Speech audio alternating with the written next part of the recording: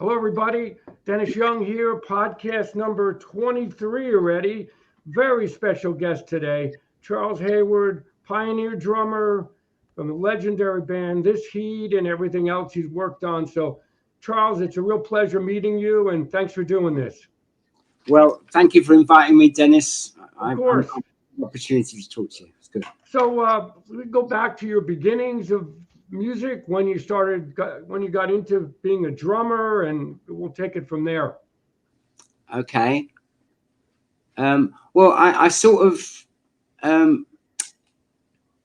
had quite a sort of like a very natural, joyful relationship with drums. From like two, I was playing saucepans and all that sort of stuff, and with wooden spoons, and Right. in infant school, when it was my chance to play some percussion, it was like a special thing for me.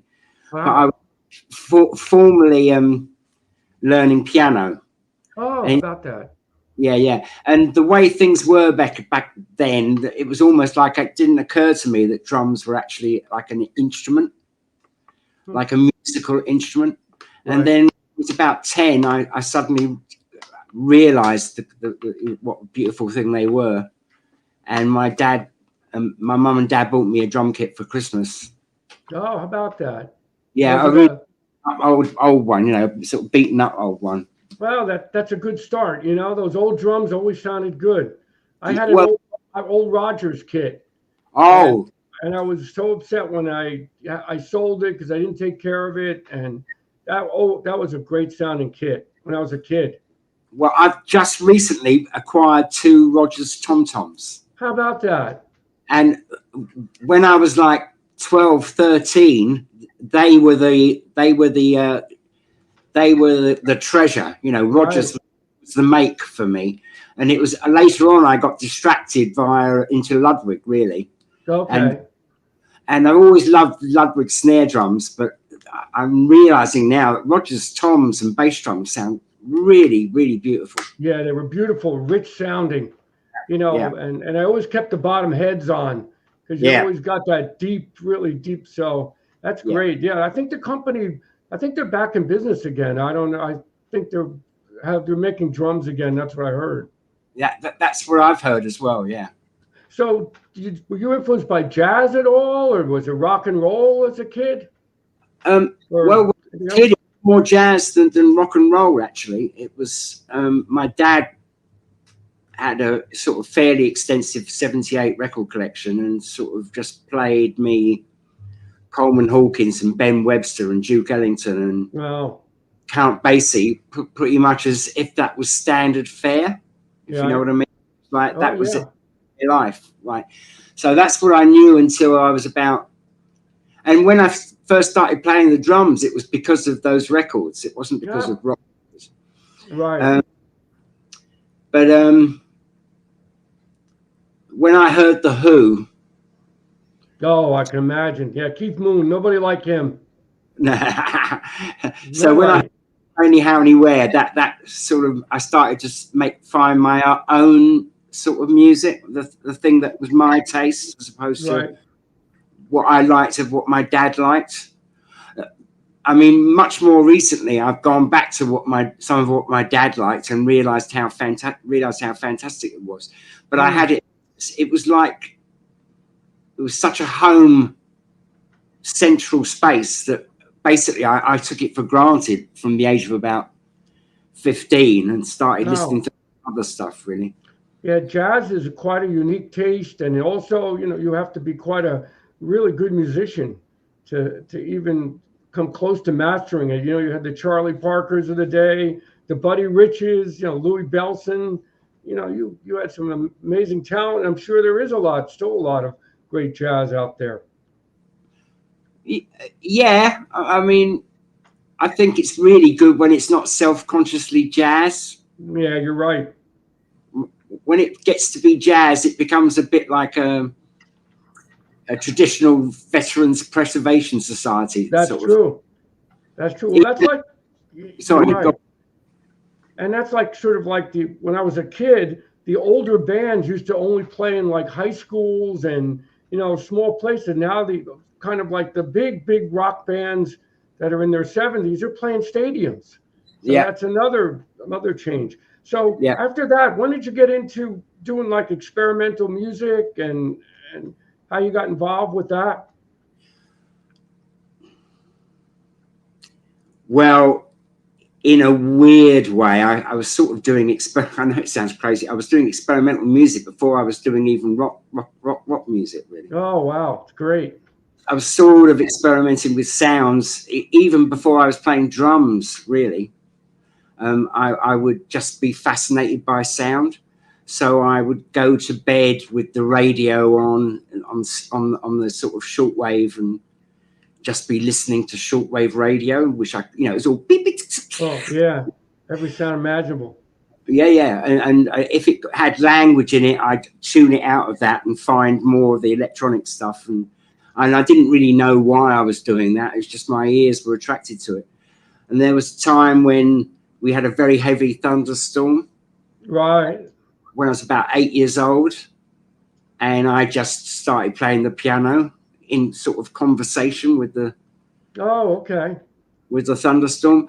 So that was just a reality for me. So when I started playing drums, very soon I was trying what it was like to have a microphone very, very close to a cymbal, and playing the drums with microphones to see what the feedback, getting feedback Right. in the head of the drum so that the resonance changes. So I was doing all that before I was in a rock band. How about that? Yeah. You have a unique relationship with sound, and that's what makes you such a unique drummer, because you know how to create sounds with the drum set, as opposed to somebody who's just playing and they're not thinking about it. But I've seen you play on a lot of different YouTube video, and you really know how to create sound dynamics too. That's what's so great about your playing. Thank You you know, very I, much. I I'm saying that because I'm a drummer, and I know I've seen a lot of drummers, but you really know how to do that. And this record is absolutely amazing. I mean, Thank you. I got this I guess when I was in high school back in 79, 80, and I couldn't believe how different it was. It was very unique. And I Thank you. think you really set the stage for a lot of the Throbbing Gristles, I believe, some of these other bands that came around that were experimenting with noise and industrial sound. Were you before those guys? Were you? This heat wasn't before. Well, Were, Charles and I were in a group doing our own thing, but I saw Genesis P. Orridge doing okay. Oh, okay. an earlier thing in 1971. I mean, to be honest, I didn't very much enjoy it. Oh, That okay. one. Right. So it's okay. So if I want to go into this zone of something that's not jazz, but it's got a lot of improvisation in it, but it's also got bass guitars and electronics and stuff. If I want to go into that world, I don't want to do it like those guys. Right. So I learned from watching them that I didn't really want to do it like that. But they were around, and yeah, I mean, we weren't ahead of anybody. I think what was happening was that a few of us just picked up on what was in the air. Right. It Well, was, that's kind of like with Liquid, same thing. Picked yeah, up what was in the air. You know, Pig Bag came around the same time, and other groups. yeah. So you recorded this in a cold storage facility, like studio? Well, we eventually got an old disused meat fridge, Oh, and that's neat. yeah, we used to have meat in it. It took us 2 weeks to clean the place before we even brought the equipment in. Just Right. we didn't paint it or anything. We just cleaned it. That's okay. We couldn't paint it. It was lined with metal because it was an old fridge. Right. So yeah, we had this space that nobody else wanted in that complex because it was a complex that had been taken over by an art sort of studio and gallery Oh, okay. initiative, and they had different buildings over London, and we were in an old, no longer used meat pie factory. How about that? And everyone else had the spaces with the lights. Right. We had the fridge, and we were the only ones who wanted the fridge. And How about that? yeah, I could tell the sound is so unique. You know, it's got that, it added to the industrialness of the record. You could tell. well, thank you. I mean, on that record, we also recorded in a orthodox 24 track, and we recorded even prior to going into the meat fridge. We recorded it in the top room of my parents' house, a very small room. So the first, I don't know, 2 minutes of the album were actually recorded in one way or another. Were recorded in my parents' house. How about that? And then we cut to the 24 track. And you were cutting a lot of tape with that. I read that you were editing a lot. Yeah. Were you editing tape with that? That's pretty neat. Yeah. We were jumping from one recording, right? The opening 16, 12, I don't know how many bars of horizontal hold that we use on the beginning of the album. They were recorded on a stereo microphone, the whole band. How about that? I like this the way too. You started again. It was kind of really neat how it would stop, and then all of a sudden this noise would come out different, and that was really a good way to do it. The way you did it like that. Yeah. And then you had the second record was Deceit. Was that the name of it? Yeah. And was that recorded with Rough Trade? Is that who you did that with? Let me just think exactly. By then we had established and we made that one, as it were, for Rough Trade. Okay. The 12-inch that we made in between the two albums, that was a sort of Piano, which was the record label that brought the first album out. Okay. Rough Trade collaboration. Oh, okay. And then the final record, Deceit, was all Rough Trade. That was a big label back then. There was a lot of bands associated with that. Wasn't it Rough Trade at that point? Well, you're absolutely right. Rough Trade at one point was like, you know how certain labels become the label, and everybody wants to be on that label, and the reason why they want to be on that label is because it's doing interesting things, and not only is it doing that, it's doing it successfully. So that's what we got from Rough Trade. You know, they were on. Other bands were on the label that were friends of ours. And, oh, right, I could see that. That's like 99 Records, same thing. You know, this iconic label. There was only a number of releases. Glenn Bronco was on. Oh wow! And he was pretty incredible. Yeah, he had some really amazing. The first 99 record was the Glenn Bronco record. In fact, what's that called? Ascension, I believe. Ascension. Yeah. I always get confused with the Coltrane record. The same, I think it's the same name, but maybe without the at the front of it. But yeah, now you're saying it, I'm remembering that those records. And who else was Peter Gordon? Yep. Wasn't he on Was he on 99 as well? I believe so. Yeah, and I think Conk was on. Not Conk. No, Vivian Goldman. And then you had Bush Tetris, ESG, and then he had, I think, a dub record. I think Congo was called. I don't know, but Ed was involved with a lot of, some of the dub. Martin Haddon, I think his name, that did a remix of ESG or put out something in England at that time. So there was a lot going on in that period. Yeah, that's for sure. So then after this, you got involved with Phil Manzanera. I have that record, Quiet Sun. Right. Well, in fact, I got involved with Phil Manzanera in my first rock group when I was. How about that? 16. Wow. Before he joined Roxy Music. Yeah. Wow. How about that? Before he joined Roxy Music, and the bass player was he became the bass player later, but at first he was like the singer. Okay. Was a guy called Bill McCormick who I know him well. Yeah, Robert Wyatt. I know Random Hold, that band Random Hold back in the early 80s. Yeah. He's a great player. Yeah, so we all went to school together, and we started with this band, and then it slowly metamorphosed into Quiet Sun. Wow. and then we banged our heads up against the music industry, and going forward became impossible. Hmm. Bill got the opportunity to join Matching Mole, so he did. Oh, I know them. They're right. Wow.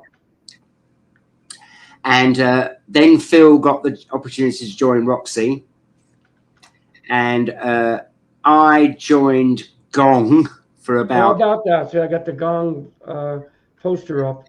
How Yeah, about that? yeah. That's David one of. Allen. Yeah, that mandala shape thing was in the house How about that? when Yeah. he made it. He made these little things and had them in his bedroom and in around the house, and that one was one of them. How about that? I love Gong. They were great. Yeah. What? I managed 7 weeks. Oh my gosh. They were in a big period of flux. So when I joined, a couple of people who were long-standing were about to leave. Okay. And then there came to a point where there was a sort of lull, and I went back to England. And then I got a phone call from David, we're starting up again. And I went, no, mate, I don't want to do that. Because I'd had time to think that basically I want to do my own thing. Right. I mean, I sort of knew that beforehand, but it was like, oh, yeah, it's no good jumping on board somebody else's. Right. Even though I might love it, it's no good just getting a gig. I need to sort of be right there at the start and help writing the material at the very least, Did you take Pierre Morland's place at that time? No. Was that before? That was I was before Pierre Morland. Oh, okay. But I was before. I think Laurie Allen went back with them for the first of the Virgin records. Oh, okay. Laurie Allen is a seriously underrated drummer. He is. He is. I know that records he's on. Yeah. So Pip Pile too. It's another one. Pip Pile. But I mean, Pip Pile's playing is great and all the rest of it, but also Pip Pile actually got a chance to play on lots of records. How about that? Whereas Laurie Allen only didn't? No, I think that Gong record was the last of the records he was involved in. Oh, or maybe, that's a shame. Maybe Rock Bottom came after that, and he's on a couple of tracks on that. The Robert That's White. too bad. So I'm just mentioning this drummer, but the drummer before me, I think, was a guy called Mac Poole. I don't know him. He was from Birmingham. Oh, okay. And I never met him. But there were periods when Gong went unrecorded, as it were, and material would be developed, and then later on the whole thing would consolidate, and suddenly they get an album. And I was in one of those fluxes. Well, Bill Bruford was also. He played with Gong. Exactly. I mean, he didn't last long either. I think just a tour, I think. I think you're right. And also at the same time, Bill McCormick went. The two Bills, I think they travelled over there together. How about that? He was in Gong too for a while, Bill McCormick? He was in Gong for even less time than. Oh my gosh. I think he had like a few rehearsals and went, no, mate, I'm not doing this. David went through a lot of people, I guess. He was less. I mean, yeah, I was 20 years old, and it was the most extreme domestic self-organizing system I'd ever encountered. How about that? Jeez. I mean, I later on went to meet, I encountered places much further out, and often really not very nice places sometimes. Right. But the Gong place was sort of nicely balanced. Oh, that's good. It's good. So then you played with Massacre also, right? You played. Wow, that Fred Frith is fantastic, and Bill Laswell. Yeah. Oh, wow, that must have been an experience. Well, yeah. I mean, it's not officially not happening anymore. It was still an ongoing experience. It's just it's become less and less often because of things like COVID, and just the whole thing's just become harder and harder. I'm sure it is. Yeah, the last time we played was 2017, maybe 2018. Is it hard to get gigs here or getting paid paid enough? Is that, no, the last time we played was 2020. Sorry, I'm wrong. Last time we played 2020 in San Francisco. How about that? You know, I recorded once in Bill's studio in West Orange. Yeah, it's beautiful. I heard that this was the Four Seasons studio before he bought it. Yeah, it was beautiful place. Yeah. Really nice. I haven't been there in years, but yeah, he's quite a bass player. So, how many records did you do with him? Did you do a couple records or just one? Well, I got invited by a guy called Percy Howard, who had a deal with a European label, and Percy had seen me play in Italy, and he and I got on very well. Percy Howard lives in Sacramento. Oh, okay. And he was putting together a project with Bill Laswell, and Fred Frith. So he invited me to play, and I did, and we recorded this album in 4 days or something like this, and then Bill and Percy mixed it a bit later. Oh, okay. Was this in the 80s that this happened, or no? That was, let me think exactly what was that. I think that was very late 90s. Oh, okay. Maybe I've jumped ahead. So what did you do in the 80s? Was there a lot of projects then? Well, there was a band called Camberwell Now after this. And we were a 3-piece, and we had a bass player who he seemed to be playing some sort of rhythm guitar part at the same time he was playing the bass part. He was very all over the place. And then the other guy played this instrument we made, which was made out of cassette machines. Oh, cool. How about that? And he was more like a recording engineer than an actual musician. So we would spend a long time building up the sounds. Wow. The actual sounds, we'd spend a long time doing that. So a song would be written, and then we'd have to work out what notes we needed, because we only had 4 cassette machines, which means we had 8 sounds, left and right, 8 stereo things. So we had 8 mono, 4 stereo machines. So we had 8 mono signals. Wow. And that reduced the sound, made it very, you couldn't do a lot of flattened 17ths and all this sort of stuff. It was like very stark. And then we'd build the sounds that we needed for the song, and then we would start rehearsing the song. Holy smoke. Now, how many records, that must have been time consuming. Now, did you have a home studio to do this at, or was it?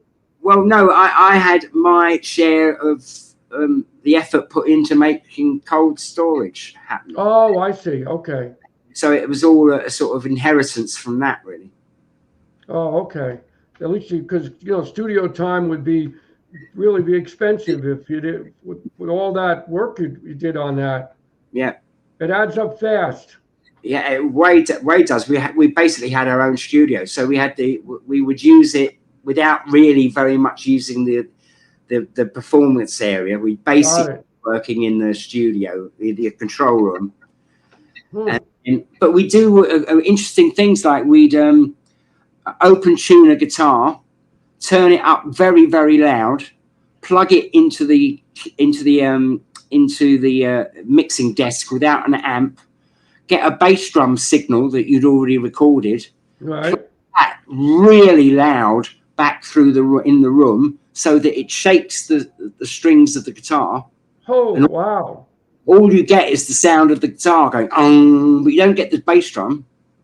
You just get the like you get a gong. It almost sounds like a gong. Yeah, exactly. So then you build 6 tracks of that, all to different tunings. Wow. And then you can move from one to the other, and that would be the sort of way we were thinking. Is this record? Is this music available? Yeah, it was issued on Light in the Attic about 6 years ago. Okay, yeah, because I want to get the links to this so people can listen to it. Is it on Bandcamp or is it on just a label? It's on the label, and the label's got digital versions of itself. Okay. Well, we'll go over that at the end, but that's great. And so you did that through the 80s, pretty much, that band? Yeah, that was until it was pretty much. I was thinking about this because unfortunately, Steve, who operated the tapes, and I attended the bass player's funeral 2 days ago. Oh my gosh. Trevor, Wow. Trevor Sorry to Garon. hear that. So basically, I was thinking about how did our lives change. They bang at a certain point in 1987, we were on tour, and I knew I was about to become a dad. How about that? And somebody else knew they were about to sort of like go back to an interest they had, something else, and so the band just like very, very weirdly, it was like, okay, we've got this tour and we've got the other one coming up sort of 5 weeks after we come back. We go out again, we'll do all those and then we'll stop. And it was really, How about that? so we did that from Camberwell Now was from 82 to 87. How about that? Yeah. Well, kind of like Liquid, you know, once that White Lines happened with Cavern, that was kind of the end of 9/9. You know, I don't know the full story, but Ed put out just our last record, Dig We Must, and that was it. Liquid, the original band, you know, the original part of the band was only about 3 years. We had a couple of reunion periods, but, you know, same thing. It just cut short. That was it. So then you did a lot of work in the 90s with Bill Laswell, or was that came later? It was basically I think there was sometime in 99 that I hooked up with Bill. Oh, okay. First of all, I had to get used to being a dad. Right. So I did records and didn't really do many gigs. And I also developed a whole load of teaching gigs but all music in sort of youth and community arts situations. Oh, okay. So I was doing that, and I was going over that in my head just recently because, you know, I was keeping a family of 5 alive. Wow. The 3 kids and my wife and me. For a hunk of time, it was all on me. But I mean, that's cool. For a hunk of time, right. It was when it was just me and my wife. My wife was earning a lot more money than me, so it's. But anyway, so I did that, and I was working in disability arts projects, multiple ability arts projects, things with children, things with ex-prisoners, things, all sorts of stuff. So I did that for maybe while I was making my own music, and I would still go away on gigs, but they would be for limited periods. But I could, you know, I could get depth, and the sort of work I was doing appreciated that I was a working musician. It wasn't like they wanted someone who was only a teacher. So it was good, and I did that. So I was making albums, and I also developed a solo project. Oh, right. I saw that on your discography. So that's great. So you had guest musicians come in, or was it just you doing No, I mean, whenever it was guest musicians, it would be something else. No, I had a completely solo thing. Oh, wow. So that developed and developed. In the end, right now it's got to this point where I've got 3 different electronic signals. I sing and I play drums, but the electronic signals are not coordinated they don't all agree about when they start. So each time they play, they are in a slightly different relationship to each other. Oh, wow. And the only way to make that work is to not have any pulse in any of them. So then these sort of things that, so when I lay down what will later on come out to be a bass part, I'm thinking,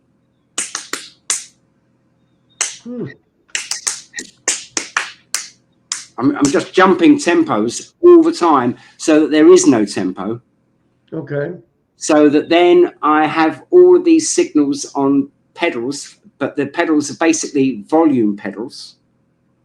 so that I'm not triggering them. I'm not starting them from a 0 point. I'm letting you hear wherever they happen to be. Oh, like random. Well, sort of Random. random, but I've centered tonalities around different things, so it's also a bit like a sort of chord change. Wow. So then the thing that serves me least well is that the audience thinks that it's all in time, and so they think okay, right. into a backing track. So they don't realize that you're doing all the. Well, not only that, time. They don't realize that they are making sense of it. Right. They think I've already made sense of it for them. Got it. They are in the moment making sense of it. That's so pretty neat. Yeah, they dance to it. How about that? People come up to me afterwards. You weren't wearing cans. Where's the click track? I once got into an argument with a guy that I said, there is no click track. He said, don't lie to me, that you slowed down and all the music slowed down. And I went, no, I did. I slowed down and you just heard the music slow down with it. So wow, that's what. But it's also. I've never used it. Go ahead. I just want to say it's all songs. It's not far out electronica. It's also inside all of this is the fact that it's songs. Oh wow! So it's not just improv plus songs. No, it's not improv at all. How about that? That's really pretty neat. I think it's sort of the bit I like about it is that the audience does a very large amount of the work, and they don't realize it. How about that? Boy, now that's unique. Now, do you still do these shows live like this? Are you still? Less and less because I've gone and got myself a beautiful group. Oh, okay. Sorry, go on. So yeah, I just wanted to mention that I never use a click track to record. I don't know, just for me anyway. Some people really like click tracks but for me anyway, I don't know how you feel the same way. I think I have my own rhythm, so I don't really think it's necessary. No, I think the reason why some people are just not getting what they want from music anymore is that it's become static in a way. You know, the tempo at the front is the tempo at the end. I'm not saying that Leven Helm, The Night They Drove Old Dixie Down. You know, the chorus. Right. The chorus is a micro measure down from the tempo of the. It's just so gorgeous, you know. It's so musical, and it's the thing that nobody. If you're not, I think that you and I and other people are in this sort of vaguely cursed, privileged position of understanding what's being done to us when we listen to music. That's true. You're right. But a lot of, and in a way that takes away some of the joy of the music. I suspect in a way it replaces it with a different thing, but it takes away some of that weird magic. Like, how the hell does this do this to me? And I'm thinking, oh, it's because the chord it's going to go to is being brought in by the bass part 2 bars early, and then everything comes up, and that's why. Oh, right. Or whatever. But yeah. So what is your what's your new group now? Maybe you want to talk about your current project? I'd love to. It's called Abstract Concrete. It's a 5-piece.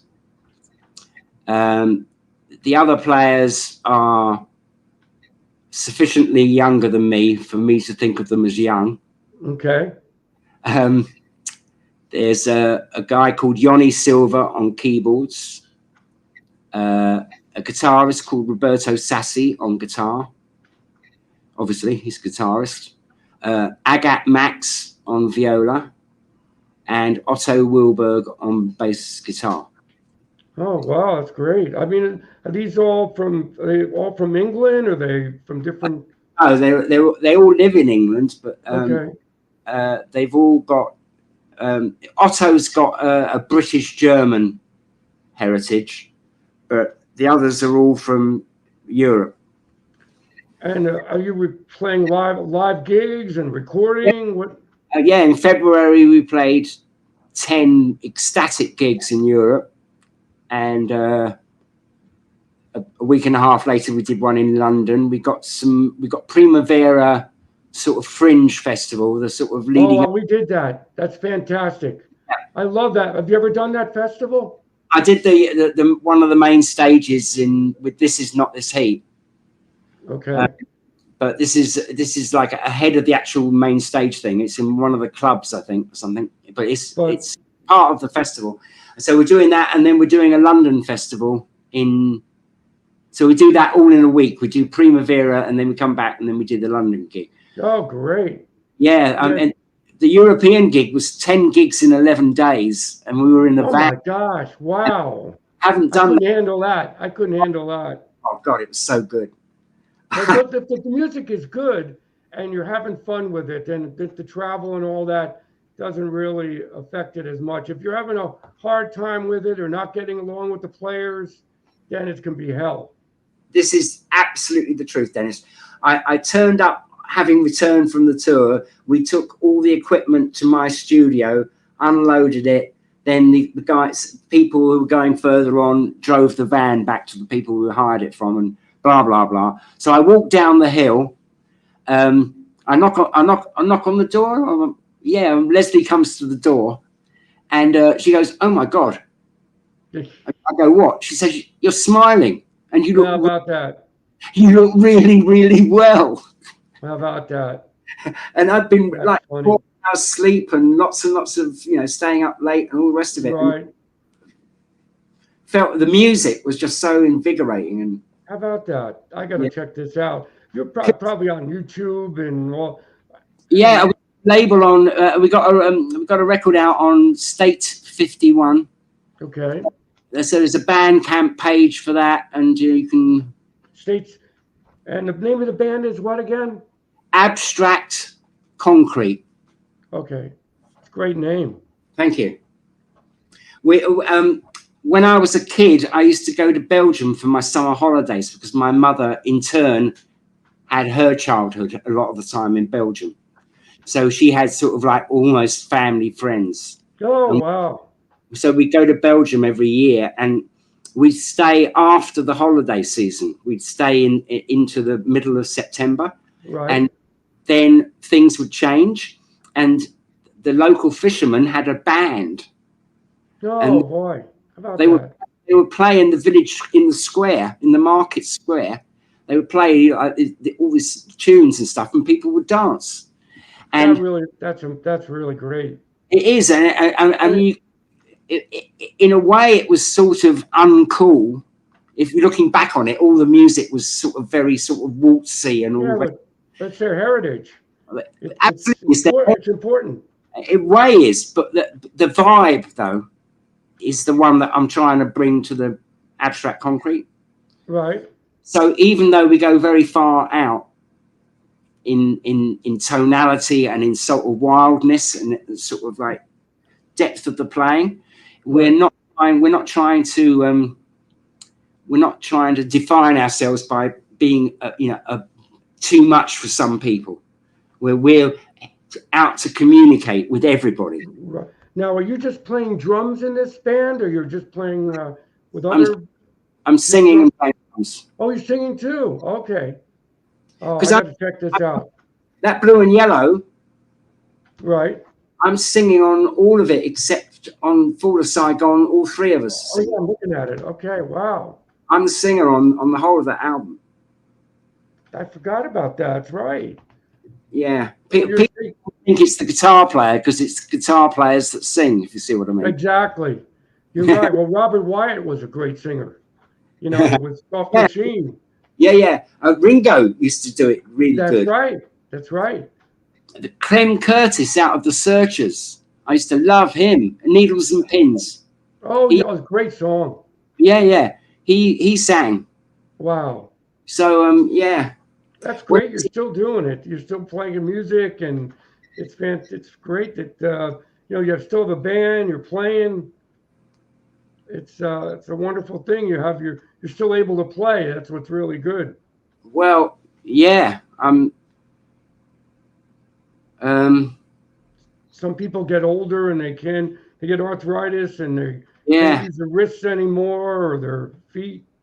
I mean, I ever since I was 25, when I was 25 and this heat was starting, I started pushing my body, and I realized that when I was playing for the 15 years before that, I hadn't really addressed posture properly, and I'd been sitting on wobbly drum stools and everything, and Right. I'd sort of like weakened parts of my back. It wasn't as strong as I wanted it to be. Right. So I started doing exercises. That's smart. That's a And good idea. I've done them every day since. Wow. No wonder why. You're still so agile and can play. That's fantastic. Yeah. Wow. So I think that helped. If you keep, when I was doing Quiet Sun, when I was making the Quiet Sun record, which was a bit earlier than that, this guy used to come into the studio every day with some screwdrivers, and he'd put test tones on the tape, and he'd look at each channel, and he'd bring these 3 different test tones to 0 dB. And then he'd do it on all 24 tracks, 3 tones, so that's 72 tones. Right. And it was like, why are you doing that? Oh, it's so that we know that the quality of the machine yesterday is going to be the quality of the machine today. So I thought, okay. Wow. I never heard of that. I'm a machine, so I need to play as good tomorrow as I do today, and I need to play as good today as I did yesterday. And if I keep doing that in my head, then I'll keep playing for as long as I. How about that? Oh, I never heard of that, but it certainly shows from your records. They're fantastic. Thank you. I mean, you're a pioneer in all this type of music, experimental music, and over the years, and that's why it's been so great to have you on today. Appreciate your time. Thank you. Now, where can we find your? You have a website, your own website, or how can we find? Besides Abstract Concrete, where else can we find your music at? On the internet. Well, I've got I'm showing my age here. I've got a Facebook page. Okay. So I've got a couple of Facebook pages. I've got my friends page, and I've got, musicians page, and then there's also a This Heat Facebook page. Oh, there is. Okay. And a Campbell one, and an Abstract Concrete one. And go ahead. And because I'm working with youngsters in Abstract Concrete, there's also Abstract Concrete Instagram and stuff. Okay. But part of me wants to not weigh down the band with me dealing with social media. So okay, I leave a bit of it, a lot of that to the other guys. Just because I'll just put a couple links up then, because I usually after the podcast I put a couple links up how they can find your music. Yeah, well, I'll after we stop, I'll go to the different things and I'll send you the links. Perfect. Yeah, that'll be perfect. Yeah. So I think we're about done here. It's been a fantastic interview. Thank you for your time. Sorry about your musician's friend passing away, your co-band member. Yeah, it was sad. Sorry to hear that. Yeah, thank you. And so what are you going to do? We keep going, moving ahead. Absolutely. And same here. And I'm going to keep this show going. I think it's been really informative to everybody to hear everybody's stories about, their music. And I've done this is the 23rd already. So it's been really fantastic and getting some great guests like yourself. Thank you. I appreciate your time. Thank you very much, Dennis. All right. Charles, thank you for doing this. And I'll be looking for your music. Thank you. Okay. Take care now. Nice meeting you. Take care. Bye-bye. Bye, everybody. See you. Bye-bye. Bye.